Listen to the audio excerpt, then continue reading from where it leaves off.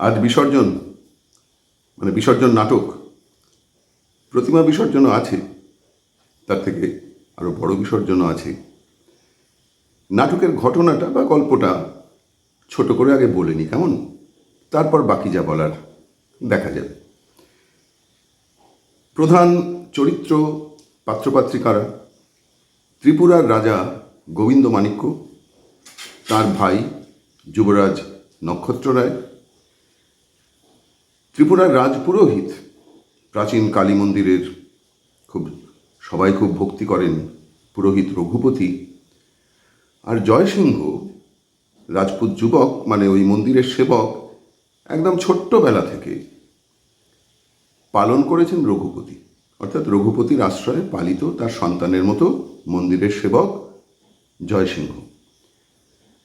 চাঁদপাল গোবিন্দ মাণিক্যের দেওয়ান, নয়ন রায় সেনাপতি মন্ত্রী আছেন, ধ্রুব আছে ছোট্ট ছেলে, তাকে পালন করছেন রাজা গোবিন্দ মাণিক্য, অর্থাৎ গোবিন্দ মাণিক্যের পালিত পুত্রের মতো ছোট্ট বালক। গুণবতী রাজমহিষী, আর অপর্ণা একজন ভিখারিণী। এছাড়া আছেন জনতা বলতে পারো পৌরগণ, মানে রাজ্যের প্রজারা। এই মোটামুটি প্রধান চরিত্র। কি হচ্ছে নাটকে? কালী মন্দিরের ওই যে পুরোহিত রঘুপতি, জাগ্রত দেবী মহাকালী, বলির প্রথা আছে সেখানে, পশু বলি হয় নিয়মিত এবং সকলে সেটা খুব পছন্দ করে। গুণবতী রাজমহিষী নিঃসন্তান, তার প্রার্থনা দিয়ে শুরু, মার কাছে কি করেছি দোষ, একদম অভিযোগের সুরে প্রার্থনা, কারণ কেন আমার সন্তান হচ্ছে না। এবং রঘুপতির কাছে এই একই প্রশ্ন করছেন, রঘুপতিকে বলছেন, মা যদি সন্তান দেন করিনু মানত, বর্ষে বর্ষে দিব তারে 100 মহিষ 300 ছাগ, মানে পশু বলির সরবরাহের দায়িত্ব নেবেন প্রতি বছর। তারপরেই কাঁদতে কাঁদতে আসছেন অপর্ণা রাজার সঙ্গে নালিশ জানাতে। রাজা জয়সিংহকে জিজ্ঞেস করছেন যে ছোট্ট ছাগ শিশু, যাকে সন্তানের মতো এই অপর্ণা পালন করতেন, তাকে নাকি বলি দিয়েছ তোমরা, এ দান কি নেবেন জননী প্রসন্ন দক্ষিণ হস্তে? জয়সিংহ বলছেন, কি করে বলবো, কারা কোত্থেকে অনুচররা নিয়ে আসে। আর অপর্ণাকে বলছে, কাঁদছো কেন, বিশ্ব জননী নিয়েছেন, তোমার তো খুশি হবার কথা। আর অপর্ণা বলছেন, রাক্ষসী নিয়েছে তারে, মা কখনো সন্তানের রক্তপাত চাইতে পারেন? আমার সন্তানকে মা নিয়েছে, বিশ্বাস করি না, রাক্ষসী নিয়েছে তারে। জয়সিংহের তো একেবারে সেই ও কথা এনো না মুখে ইত্যাদি, কিন্তু কোথাও একটা অপর্ণার কান্না দেখে এটা আঘাত আসছে। আজন্ম এই বলির প্রথায় সে অভ্যস্ত, কিন্তু বলছেন, আজন্ম পুজিনু তোরে, তবু তোর মায়া বুঝিতে পারি নে, করুণায় কাঁদে প্রাণ মানবের, দয়া নাই বিশ্বজননীর। একজন মানুষ মা কাঁদছেন, আর বিশ্বজননীর কেন দয়া নেই, প্রশ্ন জেগেছে। কিন্তু গোবিন্দ মাণিক্য সিদ্ধান্ত নিয়ে ফেলেছেন, এই প্রথা বন্ধ করতে হবে। পরের দৃশ্যে রাজসভায় সেই ঘোষণা করছেন, রঘুপতি বলির পশু আনতে গেছেন, বলছেন বলি বন্ধ। মন্ত্রী সেনা সবাই চমকে উঠেছে, কি ব্যাপার, এতদিনকার প্রথা। রঘুপতি তো রেগে একেবারে। গোবিন্দ মাণিক্য কিন্তু স্পষ্ট সিদ্ধান্ত, কেউ যদি বলির আয়োজন করে তাকে নির্বাসন দণ্ড। রঘুপতি ভীষণ রেগে গেলেন, প্রজারাও বিরক্ত, রেগে গেলেন। আর খুব রেগে গেলেন কে? গুণবতী।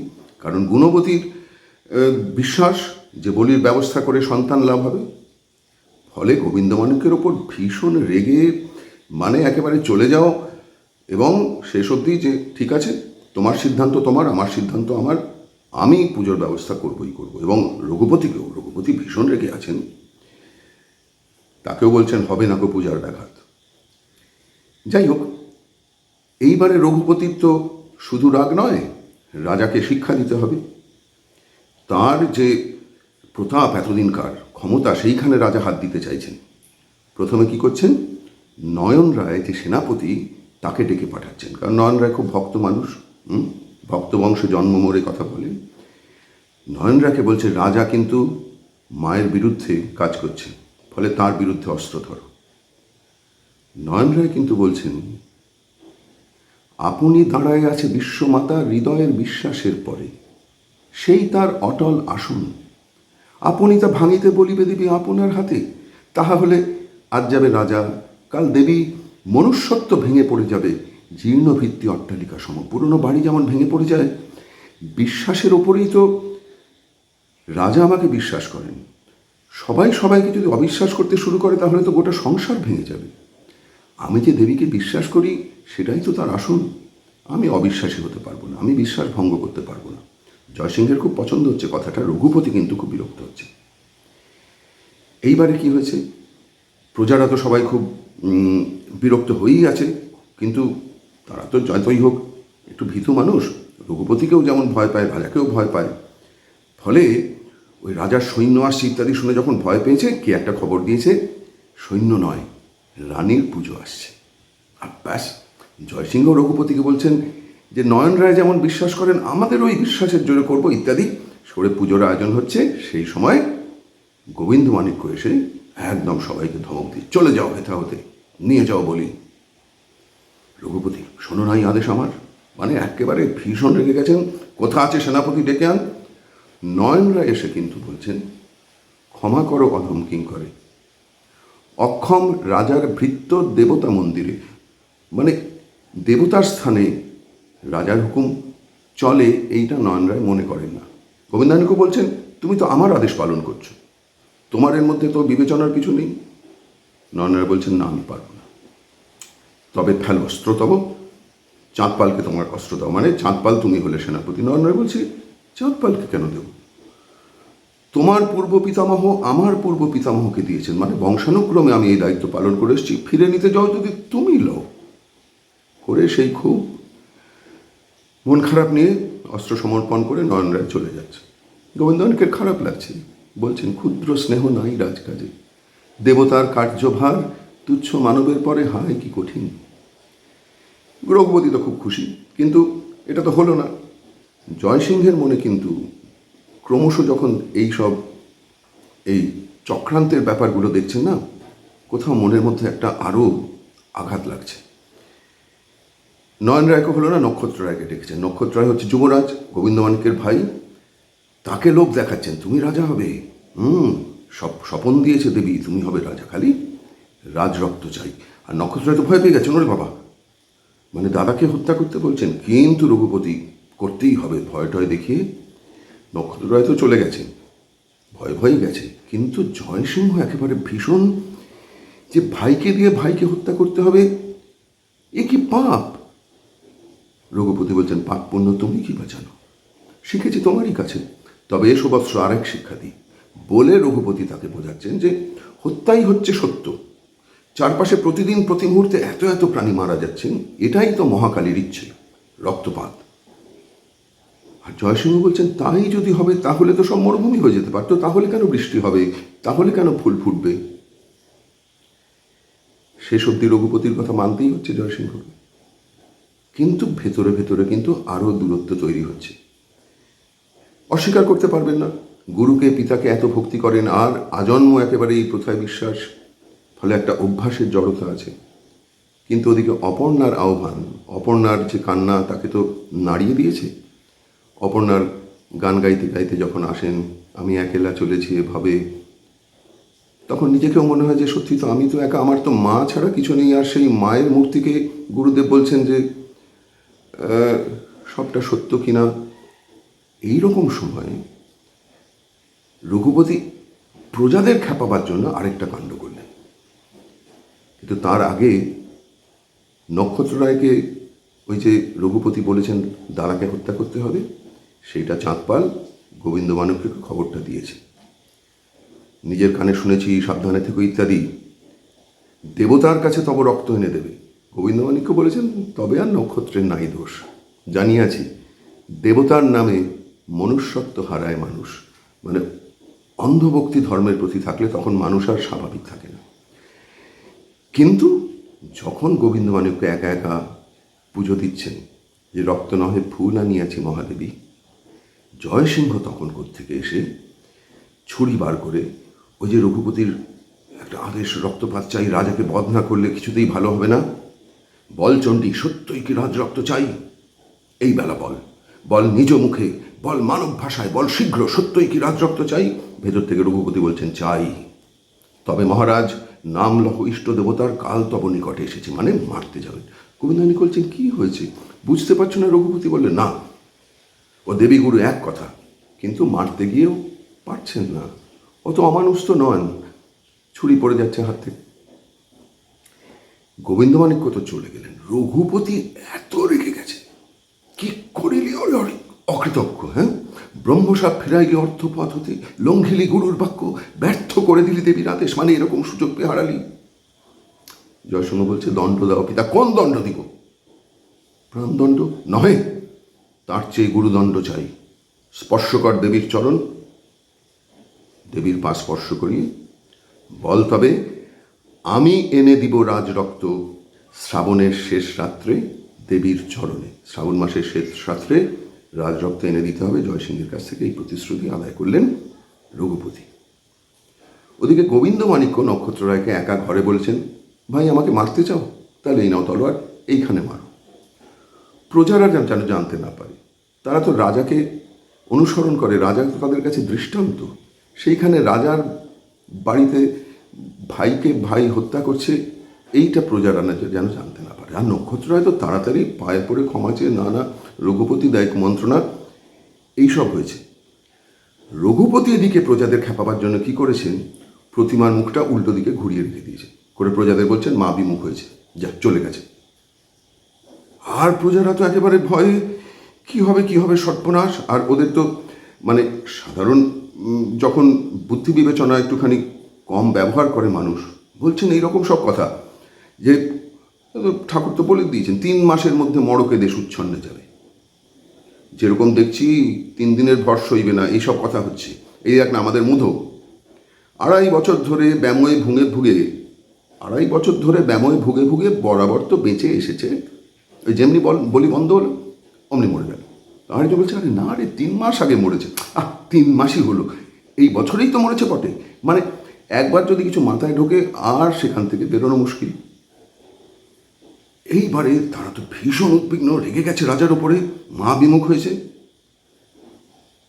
গোবিন্দমাণিক্য তাদের বোঝাচ্ছেন, আচ্ছা মা কি সত্যি এত নিষ্ঠুর হতে পারেন? তোমরা নিজেরা তো এতজন মা আছো, সন্তানের রক্তপাত কেউ চাইতে পারেন? মূর্খ মোরা বুঝিতে পারি না, যখন যুক্তি দেন বুঝিতে পারি না। গোবিন্দমাণিক্য বলছেন, শিশু 2 দিনের কিছু যে বোঝে না, আর সেও তার জননীরে বোঝে, তাই না? ছোট্ট শিশু যে, সেও তো তার মায়ের কোলে তো নিশ্চিন্ত আশ্রয়ে থাকে। অপর্ণা এসে, কই দেখি বলে প্রতিমার মুখ ফিরিয়ে দিয়ে বলছেন, এই দাও, মুখ ফিরে আছে মাতা। আর সবাই কি খুশি, থাকতে তো আর পারলি নে মা, পারলি কই, পুরো গাইতে গাইতে ঘুরে গেছে প্রজাদের মন। রঘুপতি রেগে গেছে আবার, কিন্তু জয়সিংহ বলছে, কেন এইরকম মিথ্যাচরণ করছো? রঘুপতি বলছে, আরে মূর্খরা চোখে চাহে দেখিবারে, চোখে যাহা দেখিবার নয়। মিথ্যা দিয়ে সত্যকে বোঝাতে হয়, তাই মানে আসলে রঘুপতি নিজের ইচ্ছে মতো যা খুশি করছেন, যেটা জয়সিংহকে কোথাও আরও দূরে ঠেলে দিচ্ছে। আর অপর্ণার আহ্বান আরও বেশি। সাধারণ যে লোক সমাজে মানুষ চলেছে, মেলায় চলেছে, দেখছেন, আমারে কে নিবি ভাই, সপিতে চাই আপনারে, গান করছেন। আর রঘুপতি ভীষণ রেগে যাচ্ছেন, অপর্ণার পর দূর করে গালাগাল দিয়ে চালিয়ে দিচ্ছেন। এইবারে গুণবতী এত রেগেছিলেন, কি করে রাজাকে শিক্ষা দেওয়া যায়? ওই যে ধ্রুব, ছোট্ট যে বালক, গুণবতীর মনে হলো ওই ও আছে বলে গোবিন্দমাণিক্য নিজের সন্তানের আর অভাব বোধ করছেন না। নক্ষত্ররায়কে আবার মানে একদম উস্কিয়ে বুঝিয়ে বাজিয়ে, যে তুমি কিন্তু ওই যুবরাজ থেকে যাবে, রাজা হতে পারবে না, ধ্রুব রাজা হবে। যদি সত্যি রাজা হতে চাও তো ওকে নিয়ে গিয়ে মন্দিরে আমার নামে নিবেদন করো। মানে ওই বালককে বলি দেবার জন্য নক্ষত্ররায়কে ইউজ করছে। এইবার নক্ষত্ররায় রাত্রিবেলা নিয়ে গেছে, রঘুপতি ঠিক বলি দেবার আগে রাজা খবর পেয়ে গিয়ে তাকে উদ্ধার করেছে। ভয়ঙ্কর। এইবারে বিচার সভায় নির্বাসন দণ্ড রঘুপতির আর নক্ষত্ররায়। ইতিমধ্যে কি হয়েছে, চাঁদপাল কিন্তু রাজাকে বুঝিয়েছে যে প্রজারা সব বিদ্রোহ করছে, প্রজারা মোগল সৈন্যের সঙ্গে যোগাযোগ করছে, মোগল সৈন্য আসামের দিকে যাচ্ছে, তাদের বলছে তোমার রাজ্য এসে যুদ্ধ করে জয় করে নিতে। গোবিন্দমাণিক্য তাকে পাঠিয়েছেন, যাও মোগল শিবিরের কাছাকাছি থেকো, কি হচ্ছে না হচ্ছে খবর নেই। চাঁদপাল নেই। এইবার বিচার সভায় যখন রঘুপতিকে বলা হয়েছে তোমায় নির্বাসনে চলে যেতে হবে, রঘুপতি হঠাৎ একদম হাঁটু গেড়ে বসে রাজাকে বলছে, কারো কাছে কোনোদিন হাঁটু নিচু করি, এ যেন হয়নি নত আর কারো কাছে।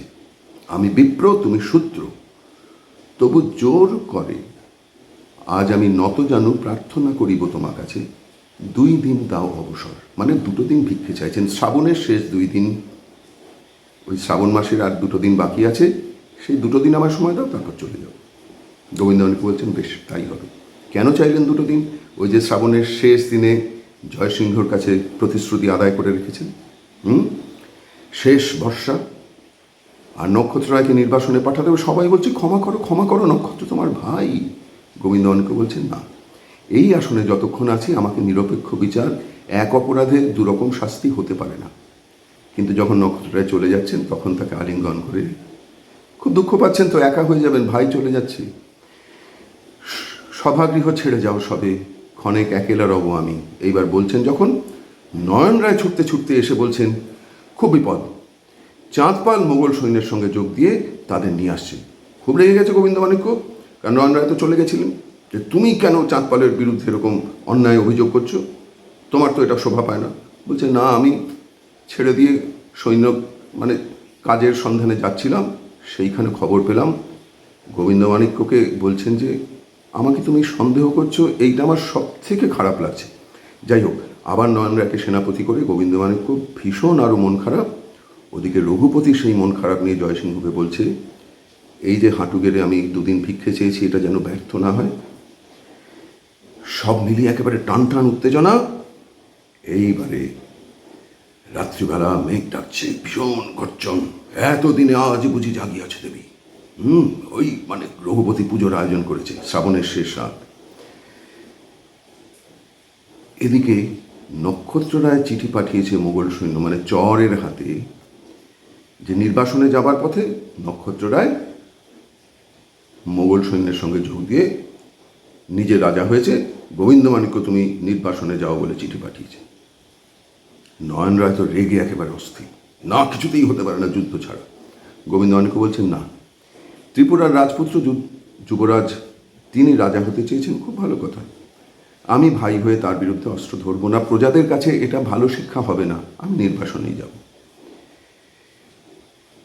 এইবারে রঘুপতি, জয়সিংহ এসছে ঝড় বৃষ্টির মধ্যে, রাজরক্ত কই আছে আছে, ছাড়ো মোরে, নিজে আমি করি নিবেদন বলে জয়সিংহ গিয়ে রাজরক্ত চাই তোর, দয়াময়ী জগৎপালিনী মাতা, নইলে কিছুতে তোর মিটবে না তৃষা, আমি রাজপুত, রাজরক্ত আছে দেহে, এই রক্ত দিব, এই যেন শেষ রক্ত হয় মাথা, এই রক্তে শেষ মিটে যেন অনন্ত পিপাসা তোর রক্ত তৃষাতুরা বলে নিজেকে হত্যা করছে। এমন হঠাৎ করে হয়েছে রঘুপতি তো বুঝতে পারেননি, যেই না বুঝেছেন সঙ্গে সঙ্গে, কি করিলি ওরে অকৃতজ্ঞ, গুরুদ্রোহী পিতৃমর্মঘাতী যা খুশি, কিন্তু ততক্ষণে তো যা হবার হয়ে গেছে, হাহাকার করে কাঁদছেন, ফিরে আয় ফিরে আয়, তোরে ছাড়া আর কিছু নাহি চাহি, অহংকার অভিমান দেবতা ব্রাহ্মণ সব যাক, তুই আয়, কিন্তু কি হবে কেঁদে। তারপরে এতটাই ভেঙে পড়লেন, অপর্ণা এসে ওটা দেখে তো মূর্ছিত, শেষে দেবীর কাছে প্রার্থনা করছেন, ফিরে দে ফিরে দে। জানেন তো শেষে কার কাছে কাঁদিতেছি, তবে দূর দূর দূর করে দাও হৃদয় দলনী পাশানিরে, লঘু হোক জগতের বক্ষ বলে সে প্রতিমা গোমতীর জলে ফেলে দিয়েছে। যে একা বসে আছে সেই সময় গুণবতী এসছে পুজোর আয়োজন করে একেবারে, নেই দেবী, কই দেবী নয়, নাই, এইখানে ছিল নাকি দেবী? দেবী বলো তারে, রঘুপতি বলছেন, এ সংসারে কোথাও থাকিত দেবী, তবে সেই পিশাচিরে দেবী বলা কবু সহ্য কি করিত দেবী, মহত্ব তবে ফেলিত নিষ্ফল রক্ত হৃদয় বিদারী, মূঢ় পাষাণের পদে, দেবী বলো তারে, পুণ্য রক্ত পান করে সে মহারাক্ষসী ফেটে মরে গেছে, মানে জয়সিংহের মৃত্যুতে একেবারে ওই সেই মূর্তিকে পিশাচি বলছেন, মূঢ় পাষাণ বলছেন, মহারাক্ষসী বলছেন। গুণবতী তো বুঝতে পেরেছেন কি সর্বনাশ হয়েছে, তখন রাজার কথা মনে পড়েছে। এদিকে গোবিন্দমাণিক্য এসেছেন, নির্বাসনে চলে যাচ্ছেন, তার আগে শেষ পুজো দিয়ে যাবেন। এ কি রক্তধারা? রঘুপতি বলছেন, এই শেষ পুণ্য রক্ত এ পাপ মন্দিরে। জয়সিংহ নিভাইছে নিজ রক্ত দিয়ে হিংসা রক্ত শিখা। আর অপর্ণা তাকে বলছেন, এই মন্দির থেকে চলে এসো। রঘুপতির কোথাও একটা অহংকার বিসর্জনও হলো। এই হলো গল্প। বিসর্জন নাটক তো বড় নাটক, ফলে পুরোটা তো পড়ে শোনানো সম্ভব নয়। দুটি পাশাপাশি পৃষ্ঠা উদাহরণ হিসেবে তোমাদের দেখার জন্য বাঁচলাম, এই জন্যে যে এমনিতে বিসর্জন নাটক কাব্যের মতো, দেখো কবিতার মতো লেখা, একটা ছন্দ আছে যেটা সবসময় খুব স্পষ্ট এরকম নয়, কিন্তু জনতার যে দৃশ্যগুলো, মানে প্রজাদের যে জায়গাগুলো, সেইগুলো কিন্তু গদ্যে লেখা, যে কটি দৃশ্য আছে। তো এইখানে যেহেতু তার একটু অংশ অন্তত দেখা যাচ্ছে, সেই জন্যে এই পৃষ্ঠাটা বাছলাম, যেখানে এর আগে বলেছি তোমাদের সেই যে জয়সিংহ যখন একা গোবিন্দমাণিক্যকে মন্দিরে পেয়ে, একবার একটু শোনো। এই যে জয়সিংহ যখন এই শুনিলে না নিজ কর্ণে, দেবীরে সুধানু সত্যই কি রাজ রক্ত চাই, দেবী নিজে কহিলেন চাই। গোবিন্দমাণিক্য বলছেন, দেবী নহে জয়সিংহ, কহিলেন রঘুপতি অন্তরাল হতে পরিচিত স্বর। কহিলেন রঘুপতি অন্তরাল হতে? নহে নহে আর নহে, কেবলই সংশয় হতে সংশয়ের মাঝে নামিতে পারিনে আর। যখন এই কুলের কাছে আসি, কে মোরে ঠেলিয়া দেয় যেন অতলের মাঝে। সে যে অবিশ্বাস দৈত্য, আর নয়, গুরু হোক কিংবা দেবী হোক একই কথা বলে ছুরি খাপ থেকে বের করেও কিন্তু পারছেন না। ছুরি পড়ে গেল, দেবী মূর্তির সামনে একেবারে থপ করে হাঁটু গেড়ে বসে, ফুল নেমা নেমা ফুল নেমা, পায়ে ধরি, শুধু ফুল নিয়ে হোক তোর পরিতোষ, আর রক্ত না মা, আর রক্ত না। এও যে রক্তের মতো রাঙা দুটি জবা ফুল, পৃথিবীর মাতৃবক্ষ ফেটে উঠিয়াছে ফুটে সন্তানের রক্তপাতে ব্যথিত ধরার স্নেহ বেদনার মতো। নিতে হবে, এই নিতে হবে। আমি নাহি ডরি তোর রোষ, রক্ত নাহি দেব, রাঙা তো রাখি তোল তোর খড়গ আন্তর শ্মশানের দল, আমি নাহি ডরি। এইভাবে, মানে ঠিক কবিতা নয়, যেমন তারপরেই এ কি হলো হায়, দেবী গুরু যাহা ছিল এক দণ্ডে বিসর্জন দিনু, বিশ্ব মাঝে কিছু রহিল না আর। রঘুপতি আসছেন তখন, সকল শুনেছি আমি, সব পণ্ড হলো, কি করিলি ওরে অকৃতজ্ঞ। দণ্ড দাও প্রভু, সব ভেঙে দিলি, ব্রহ্মসাপ ফিরাইলি অর্থপথ হতে, লঙ্ঘিলি গুরুর বাক্য, ব্যর্থ করে দিলি দেবীর আদেশ, আপন বুদ্ধিরে করিলি সকল হতে বড়, আজন্মের স্নেহ ঋণ শুধিলি এমনই করে। দণ্ড দাও পিতা। কোন দণ্ড দিব? প্রাণদণ্ড নহে, তার চেয়ে গুরুদণ্ড চাই। স্পর্শ কর দেবীর চরণ। করিনু পরশ, বল তবে। আমি এনে দিব রাজ রক্ত, শ্রাবণের শেষ রাত্রে দেবীর চরণে। আমি এনে দিব রাজ রক্ত, শ্রাবণের শেষ রাত্রে দেবীর চরণে। চলে যাও। এইবারে ওই দ্বিতীয় অঙ্ক শেষ হয়েছে। তৃতীয় অঙ্কে ওই যে বলেছিলাম, প্রতিমার মুখ উল্টো দিকে ঘুরিয়ে রেখে রঘুপতি প্রজাদের খেপাতে চাইছেন। এবারে সব প্রজারা এসছে, এখানে তো আর প্রজাদের আর কোথায় পাবো। গার্গি দিয়ে একটু অন্তত আরেকটা গলা শোনো। তোরা এখানে সব কি করতে এলি? আমরা ঠাকুরন দর্শন করতে এসেছি। বটে, দর্শন করতে এসেছ? এখনো তোমাদের চোখ দুটো যে আছে সে কেবল বাপের পুণ্যে। ঠাকুরন কোথায়? ঠাকুরনের রাজ্য ছেড়ে চলে গেছেন। তোরা ঠাকুরনকে রাখতে পারলি কই? তিনি চলে গেছেন। কি সর্বনাশ! সে কি কথা ঠাকুর? আমরা কি অপরাধ করেছি? আমার বোনপোর ব্যায়ামও ছিল বলেই যে আমি কদিন পুজো দিতে আসতে পারিনি। আমার পাটা দুটো ঠাকুরকেই দেবো বলে অনেক দিন থেকে মনে করে রেখেছিলুম। এরই মধ্যে রাজা পলি বন্ধ করে দিলে তো আমি কি করব? এ আমাদের গন্ধমাদন যা মানত করেছিল তা আমাকে দেয়নি বটে, কিন্তু মাও তো তেমনি তাকে শাস্তি দিয়েছেন। তার পিলে বেড়ে ঢাক হয়ে উঠেছে, আর 6টি মাস বিছানায় পড়ে। তা বেশ হয়েছে, আমাদেরই যেন সে মহাজন, তাই বলে মাকে ফাঁকি দিতে পারবে? আরেকটা কথা এই প্রসঙ্গে বলে নিই, এই প্রজাদের কিন্তু মানে জনতার একটা গানও আছে মন্দিরের সামনে, উলঙ্গিনী নাচে রণরঙ্গে, আমরা নৃত্য করি সঙ্গে, বেশ ঝম্পেশ গান। সবসময় যে গাওয়া হয়ই এরকম নয়। এখন এই যে নাটকের এখনকার চেহারাটা, এইটা কিন্তু রবীন্দ্রনাথ যখন প্রথম ওই 1890 নাগাদ লিখছেন তখন কিন্তু এইরকম ছিল না। সেই বিসর্জনের চেহারা অন্তত 5বার পাল্টেছে। কখনো দৃশ্য কমেছে, কখনো বেড়েছে, চরিত্র বেড়েছে কমেছে, সেই পরিবর্তনের ইতিহাসে একটা বিরাট ব্যাপার। ওই সব নিয়ে কোনো কথা বলছি না, খালি এটা জেনে রেখো যে অনেকবার পাল্টেছে। যেমন ধরো রবীন্দ্রনাথের জন্ম শতবর্ষ মানে তার মৃত্যুর পর সেই সময় নতুন আরেকটা বিসর্জন ছাপার, সেইটা রবীন্দ্রনাথ ওই 1936 নাগাদ ছেলেদের অভিনয় করতে সুবিধে হবে এরকম একটা কোনো নিশ্চয়ই কারণ ঘটেছিল, মানে মেয়েদের বাদ দিয়ে 4টে দৃশ্যে ছোট্ট করে, মানে প্রথমে ওই বলি বন্ধের আদেশ রাজসভায় হচ্ছে, তারপরে মানে কি বলে হত্যার চেষ্টা হচ্ছে, শেষে বিচার সভা, আর তারপরে গিয়ে ওই জয়সিংহের আত্মবলিদান, এরকম একটা, সেটা মাস্টারমশাইদের কাছে নাকি দেওয়া ছিল। যাই হোক, এইটা একটা কথা মনে রাখার।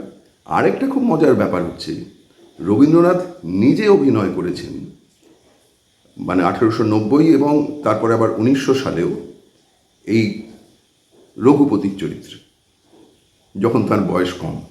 সেই সময় জয়সিংহ করেছেন অরুণেন্দ্রনাথ ঠাকুর। কিন্তু 1923 মানে রবীন্দ্রনাথের বয়স 60 পেরিয়ে গেছে, 62-র কাছাকাছি, সেই সময় রবীন্দ্রনাথ অভিনয় করেছেন জয়সিংহের চরিত্রে।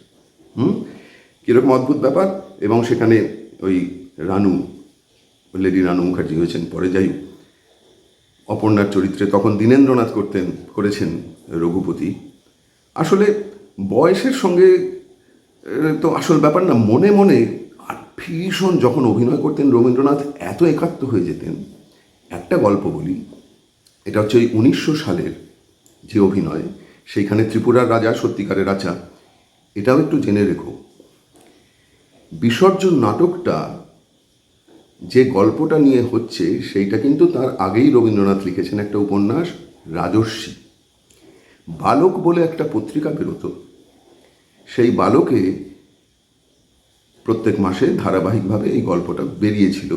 এই গল্পটা নিয়ে রবীন্দ্রনাথ যেটা বলছেন, একবার দেওঘর গেছেন, দেওঘর থেকে ট্রেনে রাতে ফিরছেন, লোকজনের আওয়াজ, আলো জ্বলছে, ঘুম আসছে না, ভাবছেন বালকের জন্য একটা গল্প ভেবে রাখি।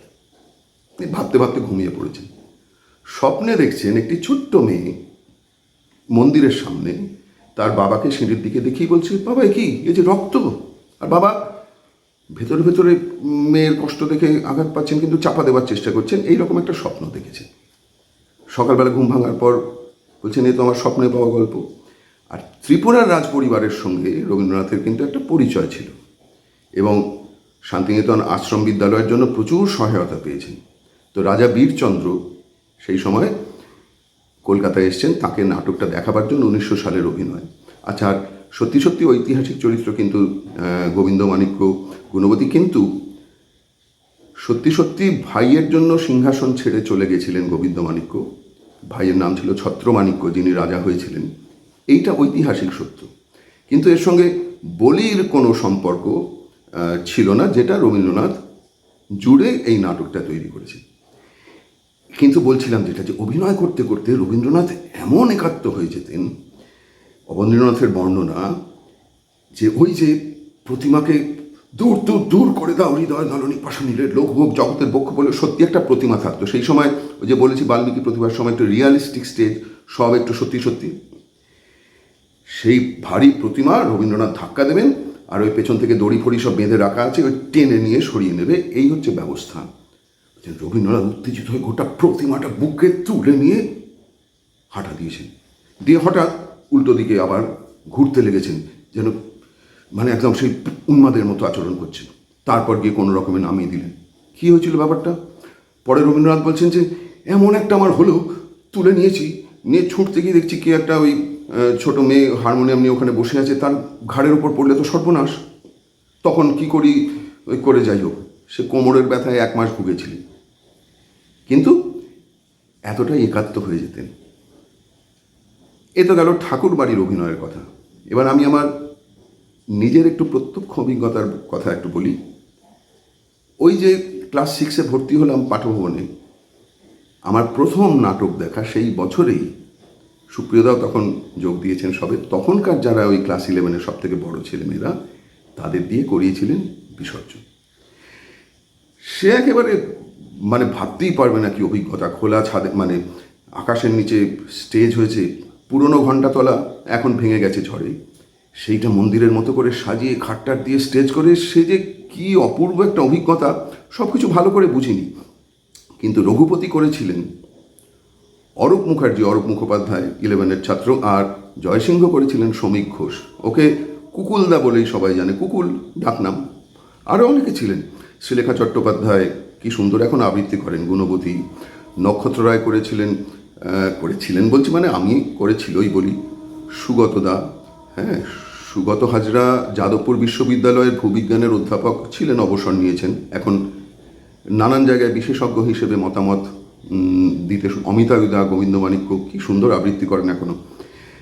কিন্তু অরূপদা বিখ্যাত সাংবাদিক, পরে এত লেখালেখি করতো, পত্রিকার সম্পাদনা, এবং এখন নাটকের জগতে সবাই জানে বা সাহিত্যের জগতে উৎপল দত্তের ওপর ওর মতো বিশেষজ্ঞ কেউ নেই। সত্যজিৎ রায়ের ওপর বই আছে, মোট কথা বিখ্যাত মানুষ। একটা বইয়ের পেছনে দেখছিলাম তাই লেখা। আর কুকুলদা, সমীক ঘোষ, সে আবার ভারতীয় যে বিদ্যালয় শিক্ষা ব্যবস্থা, মানে গোটা দেশের খুব পরিচিত নাম। এখন তো আমেদাবাদের একটা খুব বিখ্যাত স্কুলের ডিরেক্টর হয়ে আছে, তারপর ধরো ওই যে গোয়ালিয়রের যে সিন্ধিয়া স্কুল, এই রকম সব বিখ্যাত স্কুলের প্রিন্সিপাল ছিল। এখন আমার কাছে আর খ্যাতি নেই কেউ, আমার তো সব স্কুলের দাদা। তোদের দুজনকে বললাম, সেই যে করেছিলে রঘুপতি আর জয়সিংহ, এখন একটুখানি তার আভাস দাও, দেখি কিছু মনে আছে কিনা, ছোটরা একটু শুনুক। তো রাজি হয়ে গেল, ভাইয়ের কথা একটু শুনে দেখো আগে। দুজনেই খুব ব্যস্ত মানুষ, তার উপর অরূপদার শরীরটা বেশ অসুস্থ। কোন অংশটা দুজনকে পড়তে বলবো, তো ভাবলাম ওই যেখানে নক্ষত্র রায়কে রঘুপতি গোবিন্দমাণিক্যকে হত্যার কথা বলছেন শুনে, তারপর জয়সিংহ ভীষণ দুঃখ পাচ্ছেন, বলছেন এ কি পাপ। রঘুপতি বলছেন, পাপ পুণ্য তুমি কি বা জানো। জয়সিংহ বলছেন, শিখেছি তোমারই কাছে। রঘুপতি তখন বলছেন, তবে এসো বৎস আর এক শিক্ষা দিই, বলে হত্যার সমর্থনে অনেক কিছু বলছেন, যেটা উত্তরে জয়সিংহ বলছেন না, হতে পারে না। ওই জায়গাটা একটু, পুরোটা নয় কিন্তু একটু বেছে বেছে কিছুটা অংশ অন্তত দুজন যদি সে পড়ে হোক বা না পড়ে হোক একটু বলার জন্য বলেছিলাম। তো দুজনেই ধরো, বিশেষ করে অরূপদা অসুস্থ শরীরে, আর দুজনেরই এত ব্যস্ততার মধ্যে তোমাদের জন্য যে, কারণ আমার কাছে তো ধরো এটা একেবারে প্রায় একটা জীবন্ত ইতিহাসের মতো। দুজনকেই অনেক ভালোবাসা আর ধন্যবাদ জানালুম। আর এক শিক্ষা দিই, পাপ পূর্ণ কিছু নাই, কে বা ভ্রাতা, কে বা আত্মপর, কে বলিল হত্যাকাণ্ড পাপ, এই জগৎ মহা হত্যাশালা। জানো নাকি প্রত্যেক পলকপাতে লক্ষ কোটি প্রাণী চির আঁকি বুলিতেছে, সে কাহার খেলা, হত্যায় খচিত এ ধরনের ধুলি। প্রতি পদে চরণে দলিত শত কীট, তাহারা কি জীব নহে, রক্তের অক্ষরে অবিশ্রাম লিখিতেছে মৃত্যু মহাকাল, বিশ্বপত্রে জীবের ক্ষণিক ইতিহাস। মহাকালী কাল স্বরূপিণী রয়েছেন দাঁড়াইয়া, তৃষা তীক্ষ্ণ লোল জিহ্বা মেলি, বিশ্বের চৌদিক বেয়ে চির রক্তধারা ফেটে পড়িতেছে নিষ্পেষিত দ্রাক্ষা হতে রসের মতো। থামো থামো থামো, মায়াবিনী, পিশাচিনী, মাতৃহীন এ সংসারে এসেছিস তুই মার ছদ্মবেশ ধরে রক্তপান লোভে। প্রেম মিথ্যা, স্নেহ মিথ্যা, দয়া মিথ্যা, মিথ্যা আর সব, সত্য শুধু অনাদি অনন্ত হিংসা। তবে কেন মেঘ হতে ঝরে আশীর্বাদ সমবৃষ্টি দ্বারা দগ্ধ ধরণীর বক্ষ পরে? গলে আসে পাষাণ হইতে দয়াময়ী স্রোতস্বিনী মরু মাঝে। কোটি কণ্টকের শিরভাগে কেন ফুল ওঠে বিকশিয়া?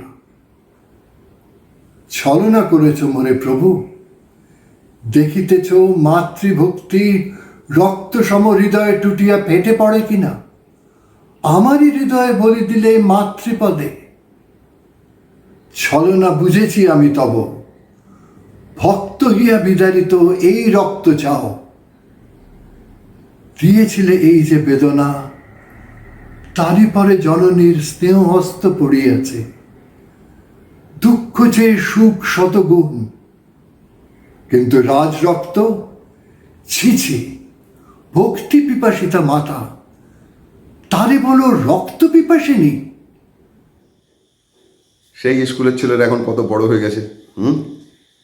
আমার অবশ্য নিজের ছাত্র জীবনে বিসর্জন অভিনয় করার সুযোগ হয়নি, কিন্তু আমার ছাত্র জীবনের শেষ দিকে, মানে যখন স্কুলের শেষ দিকে, তখন 9-10 হবে হয়তো, শিক্ষক দিবসে মানে টিচার্স ডে 5 সেপ্টেম্বর মাস্টারমশাইরা একবার অভিনয় করেছিলেন।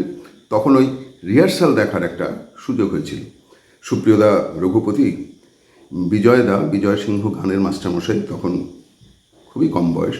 বিজয়দা জয়সিংহ করেছিলেন, সুমনাদি ইংরেজি দিদিমণি সুমনাদি অপর্ণা, আর নন্দিতাদি, আমরা একটু ভয়ও পেতাম। নন্দিতাদি এখন নেই, খুব মানে প্রাণশক্তি ছিল আমাদের সংস্কৃত পড়াতেন নন্দিতা সরকার। নন্দিতাদি গুণবতী, মানে সব মিলিয়ে একটা। আর ওই পীযূষকান্তি ঘোষ, পীযূষদা ছিলেন গোবিন্দমাণিক্য। কিন্তু রিহার্সাল দেখতে এত ভালো লাগতো। আর একজনের কথা খুব মনে পড়ে, সুবীর মজুমদার, সন্তোষচন্দ্র মজুমদার, এই নামটা জেনে রাখা ভালো। প্রথম যে 5 জন ছাত্র আশ্রম বিদ্যালয়ে রথীন্দ্রনাথ ঠাকুর, রবীন্দ্রনাথের পুত্র, তার সহপাঠী ছিলেন সন্তোষচন্দ্র মজুমদার, এবং শ্রীনিকেতন প্রতিষ্ঠারও পেছনে এই সন্তোষচন্দ্র মজুমদার, রথীন্দ্রনাথ এরা কৃষিবিদ্যা শিখেছিলেন। যাই হোক, সন্তোষচন্দ্র মজুমদারের পুত্র সুবীরদা চাঁদপালের চরিত্র করতেন। আর ভীষণ আমাদের মতোই যেন, আমরা তো জানলার বাইরে থেকে দেখলাম, আর সুবীরদা খালি মুগ্ধ হয়ে ওই রাজসভার দৃশ্যে সবার কথা শুনতেন, দেখতেন। আর যখন চাঁদপালের কথা আসতো, উনি তো সবারটা শুনছেন, বলুন সুবীরদা, ও আমার বলে এবার চাঁদপালের কথাটা বলতেন। প্রত্যেক দিন ও আমার, ওইটা শোনার জন্য না আমরা একদম মুখিয়ে থাকতাম। আর সুপ্রিয়দা বকতে পারতেন না, বড় একটু ভুরু টুরু কুঁচকোতেন। যাই হোক, এই একটা খুব চমৎকার স্মৃতি। আমার নিজের অভিনয়ের প্রথম সুযোগটাও একেবারে সেই টিচার্স ডে 5 সেপ্টেম্বর আমি কাজে যোগ দেবার পর 88-89 সাল নাগাদ। সেই সুপ্রিয়দা রঘুপতি, আমি জয়সিংহ, একটা ছবি কেউ তুলে দিয়েছিল, রেখে দিয়েছি। আর অপর্ণা করেছিল চিত্রা, সে আবার তখন আমাদের সহকর্মী ছিল, পরে চলে গেছিল এখান থেকে অন্য গবেষণা অধ্যাপনার কাজে। কিন্তু চিত্রা আবার সুমনাদির পুত্রবধূ, কীরকম মজা। আর নন্দিতাদি ততদিনে আর গুণবতী করেননি, কিন্তু সেই গ্রামবাসীদের দলে ঢুকে সেই শিশুবিহার থেকে একটা বাচ্চাকে কোলে নিয়ে, মানে ওইটা যে আমার কাছে কত বড় একটা প্রাপ্তি। এককালের যারা মাস্টারমশাই দিদিমণি, তাদের সঙ্গে সহকর্মী হিসেবে মঞ্চে অভিনয় করা। তারপরে আরও বেশ কয়েকবার ওই শিক্ষক দিবসে, যেহেতু এটা প্রায় 25 বছর ছিলাম পাঠভবনে, কিন্তু কখনো রঘুপতি, কখনো আমি গোবিন্দমাণিক্য, আমার সেই ভীষণ বন্ধু সহকর্মী পার্থ রঘুপতি। 2010 সালের একটা ছবি পেয়েছি, ওই শিক্ষক দিবসের সকালে শেষ রিহার্সাল হচ্ছে, জনতার দলে এই রুমাদি, রতিদি, আর 2 জন মানুষের কথা আলাদা করে বলতেই হবে, সুদীপ্তা আর সৌরেন্দ্রনাথ বন্দ্যোপাধ্যায় মারা গেছেন। আর সুদীপ দাস, এই 2 জনের মতো, মানে 2 জন হচ্ছে জাত অভিনেতা একেবারে, এত সুন্দর। আলাদা করে 2 জনের কথা বলতেই হবে। ডাকঘরের কথা বলতে গেলে সুদীপদার কথা বলতেই হবে, শারদোৎসবের কথা যখন আসবে তখন সুরেন্দার কথা আসবেই আসবে। কিন্তু আমার নিজের সব থেকে ভালো লাগতো কিন্তু ছেলে মেয়েদের বিসর্জন। ওদের অভিনয় দেখতে আর ওদের সঙ্গে থাকতে সেটা এত বেশি আনন্দের। প্রথম যে মানে বিসর্জন ছেলে মেয়েদের করতে দেখেছিলাম, ওই যে বাল্মীকি প্রতিভার দিন বললাম না অমর্ত্যদার কথা, অমর্ত্য মুখোপাধ্যায়, ও ছাত্র অবস্থায় একবার রঘুপতি করেছিল। কী সুন্দর অভিনয়! আর তার সঙ্গে জয়সিংহ করেছিল সায়ান চৌধুরী, কি অপূর্ব যে অভিনয়! সে এখন বাংলাদেশে খুব বেশ বিখ্যাত গায়ক, অর্ণব তার নাম, কিন্তু ওর গানের মধ্যে ওই যে সংবেদনশীল মনটা খুব সুন্দর। আর সেই সময় আবার করেছিল আমাদের গোবিন্দমাণিক্য শুভায়ু সেন মজুমদার, সে আবার এখন বিখ্যাত এসরাজ শিল্পী। যাই হোক, ছোটরা বড় হয়ে যেতে থাকে আর কীরকম মজা লাগতে থাকে। ধরো একবার সেই অপূর্ব সাহা রঘুপতি করেছিল, এখন সে উত্তরবঙ্গে সরকারি হাসপাতালের ডাক্তারবাবু, কীরকম। আর বুধাদিত্য একবার জয়সিংহ, সে তো এখন ইংল্যান্ড আমেরিকা বোধহয় নিউ ইয়র্কে গিয়ে বসে আছে। ভালো লাগে না? বেশ কত জায়গায় ছড়িয়ে গেছে পাঠভন, শান্তিনিকেতন। আর সব কিছুর পরে আমার কর্মজীবনের শেষ দিকে আরেকটা অভিনয় যেটা আমার বহুদিন মনে থাকবে। শিক্ষাসত্র, পাঠভবন যেমন একটা স্কুল, শিক্ষাসত্র হচ্ছে বিশ্বভারতীর আরেকটা স্কুল শ্রীনিকেতনে। সেইখানে এই শেষ দিকে 6-7 বছরের একটা কাজের সুযোগ হয়েছিল, খুব আনন্দ পেয়েছি। সেইখানে এই বিসর্জন, বুঝলে, সেই সম্পদ, সৌনক, প্রিয়ম, শুভজিৎ, অক্ষয়, নূপুর, এশা, স্নেহাশিস, সুদীপ্ত মোদী, মানে কি চমৎকার সব প্রাণবন্ত অভিনয়। এই দু একটা ছবি আছে, দেখাচ্ছি। কিন্তু রঘুপতি সত্যি সত্যি কাঁদছে, জয়সিংহ সত্যি সত্যি কাঁদছে, আমি বাপু ছাত্র জীবনে ভাবতেই পারি না। আমরা পাঠ মুখস্থ করে বলতাম, হয়তো একটু কারোর একটু ভালো হতো বেশি, কারোর একটু কম, কিন্তু এই রকম আমার বেশ বহুদিন মনে থাকবে, মানে আর যে কদিন আছে আর কি। অনেক গল্প হলো, এইবারে একটু রবীন্দ্রনাথ বিসর্জন নাটক সম্পর্কে কি বলছেন সেইটা একটু, খুব গুরুত্বপূর্ণ কথা। তিনি নিজে নাটকটাকে কিভাবে দেখছেন সেইটা একটু বলি। রবীন্দ্রনাথ বলছেন এই নাটকে প্রধান দুটি ভাব, তাদের মধ্যে বিরোধ। কি দুটি ভাব? একটা হচ্ছে প্রেম, একটা হচ্ছে প্রতাপ। প্রেম আর প্রতাপের মধ্যে দ্বন্দ্ব। প্রতাপের দিকে কি ব্যাপার? এই যে রঘুপতি, যিনি রাজপুরোহিত, তিনি চাইছেন তার ইচ্ছে মতো সবটা হোক, তাই না? তিনি তো দেবীকে ব্যবহার করছেন নিজের ইচ্ছে মতো, দেবীর মুখ খুঁড়িয়ে দিচ্ছেন, হ্যাঁ, দেবীর নাম করে ভাইকে ভাইয়ের বিরুদ্ধে মানে হত্যা করতে বলছেন, জয়সিংহকে নানান রকম বোঝাচ্ছেন। ওই যে এসবৎস আরেক শিক্ষা দিই।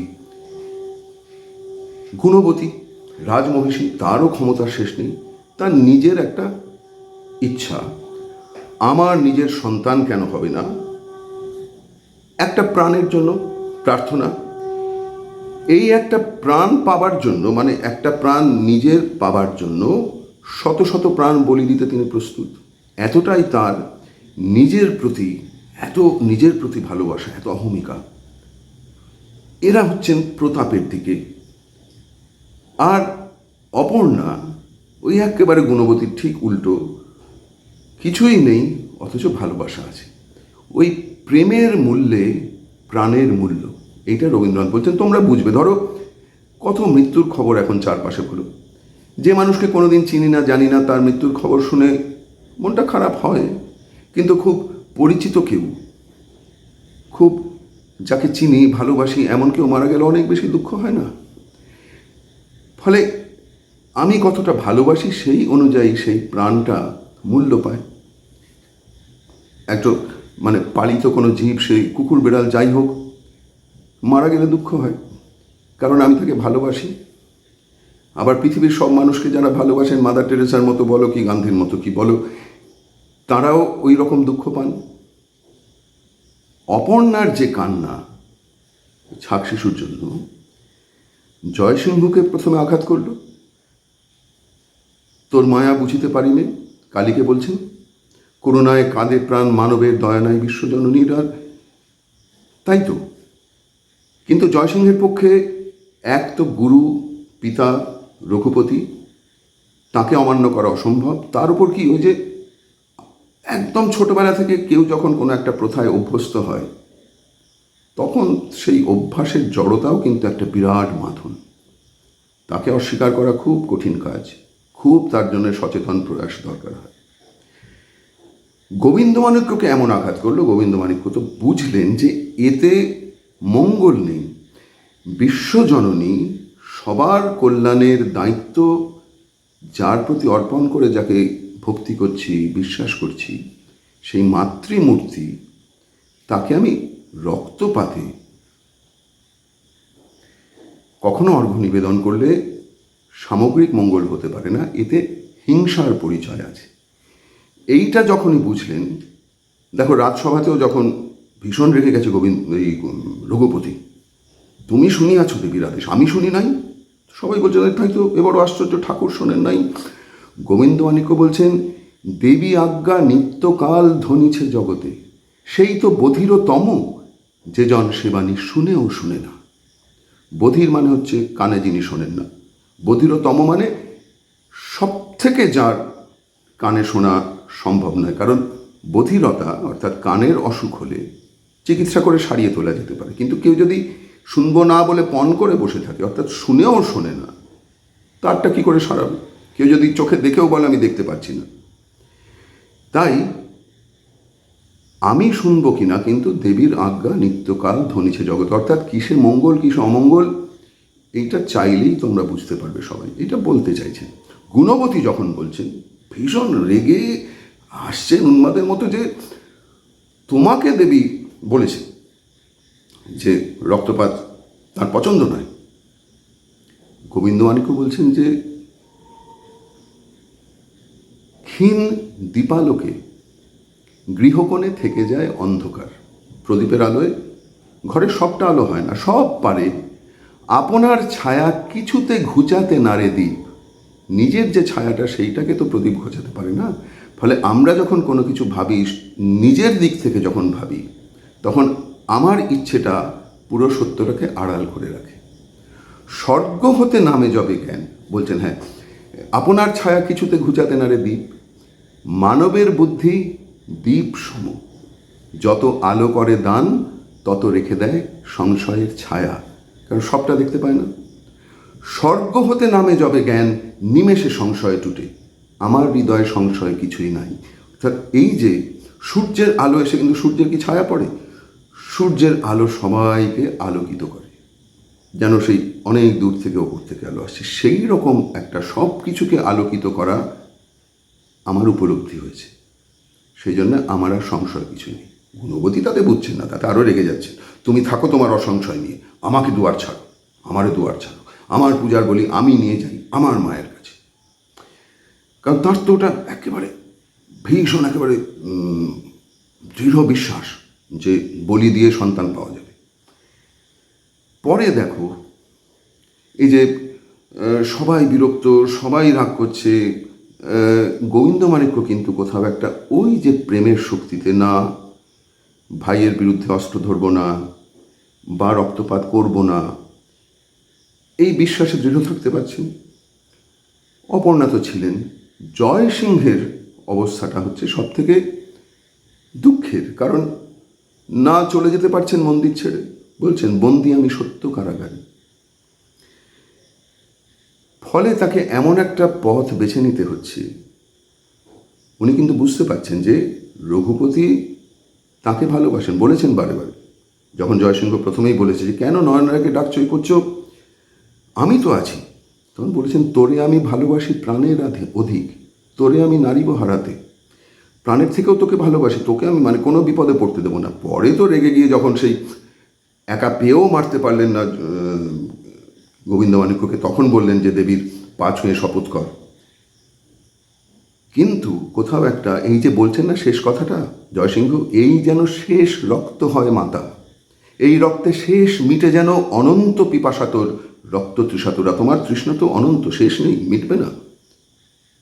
কারণ ভেতরে ভেতরে এটা তো আরোপিত।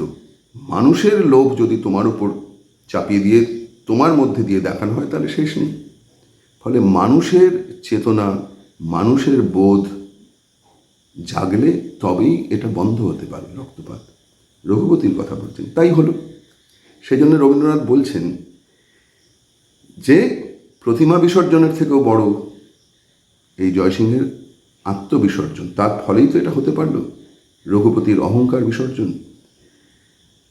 আর খুব সুন্দর করে বলছেন যে প্রেমের যে শক্তি বাইরে থেকে দুর্বল মনে হয়। বলছেন যে রঘুপতি, তার খ্যাতি আছে, তার কত প্রতিপত্তি, সবাই তাকে চেনে, শ্রদ্ধা করে, ওদিকে কোনো খ্যাতি নেই, দুর্বল, অর্থহীন অপর্ণা। কিন্তু অপর্ণা কিন্তু শেষ অবধি সত্যকে প্রতিষ্ঠা করতে পারছেন, কারণ বাইরে থেকে দুর্বল মনে হয় কিন্তু প্রেমের শক্তি ভিতরে ভিতরে জমতে থাকে। কি করছেন অপর্ণা শেষে? রঘুপতি যখন একেবারে ভেঙে পড়েছেন, এসে বলছেন, পিতা, শুধু ওই ডাকটুকু। আর রঘুপতি চমকে উঠে, পিতা, এ তো না হয় ভর্ৎসনার স্বর, মানে যেটা ভেবেছিলেন স্বাভাবিক। ওই যে অপর্ণা এর আগে এত বলেছেন, এ বন্ধনে জয়সিংহে পারিবি না বাঁধিয়া রাখিতে, যখন দূর দূর করে তাড়িয়ে দিয়েছেন। জয়সিংহকে ভালোবাসতেন তো অপর্ণা, সে এসে কোনো গালাগাল দিচ্ছে না, ভর্ৎসনা নয়, বকুনি নয়। পিতা, এ তো নহে ভর্ৎসনার স্বর।